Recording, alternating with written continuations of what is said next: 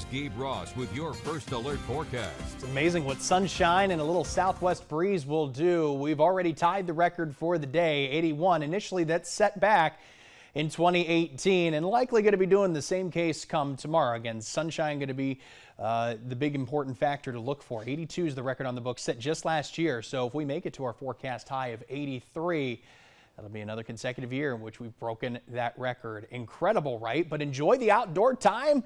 Maybe put the top down in the convertible as you're going out to get lunch or going about your afternoon plans. Those rain chances remaining on the slim side. West Shore Home First Alert sky camera view from the Murchison building. It is beautiful outside, 81 degrees. That again does tie us for the record. Take a look at the winds. They're out of the the southwest rather, at 13 miles an hour. Dew points ticking up too. So this is some really good spring weather. But understand, of course, we're still several weeks out from the official start of spring. So we'll still have some ebbs and flows to deal with. Feels like 82. Now we're talking maybe a heat index just by a degree. It still feels like the lower 80s outside, and that's the important thing to remember. So these temps likely peaking on the early side. Once we get to about 2, 3 o'clock, more of a south-southwest wind starting to encroach, and that's going to mean spots along the Brunswick County coastline a few degrees cooler. So we still got water temps in the 50s, starting to push the 60-degree mark, but all in all, that's having an influence on those temps. More additional 60s, holding on to some 70s for spots even a little later tonight, but we're only dipping back to the mid-60s tonight en route to those additional upper 70s and lower, dare I say, middle 80s. Yes, but you're still going to find that influence right along the coastline and even southern New Hanover County too, maybe down by Carolina Beach, Fort Fisher.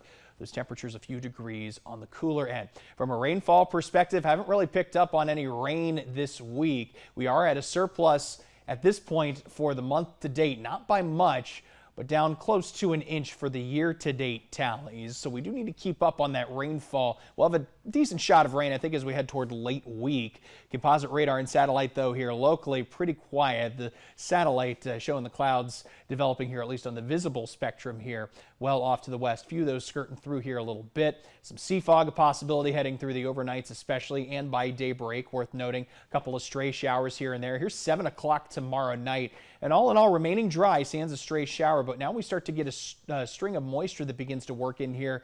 Could be as early as Friday afternoon through about Friday night and Saturday. So those rain odds going to be slightly elevated, especially come Friday. And we'll still be with temps in the upper 70s to locally lower 80s within shot of achieving a record once again. Briefly cooler come Saturday, then back off to the races into the 70s we go. So Bill, lots of ups and downs, but ultimately the more mild weather is going to win out for us in the next 7. But I pay attention to you guys, and I've noticed that Saturday it's creeping warmer just a little bit now. Huh? Just a little bit. It's all dependent on how far down that cool air is really able to surge. We talk about how the Carolinas are sort of a frontal graveyard as far as that's concerned. This one losing a little bit of strength, it looks like for now. Well, 60 psychologically looks a lot better than 57. Very true. Yeah, you think about that. There you go. All right. Thank you very much, Gabe.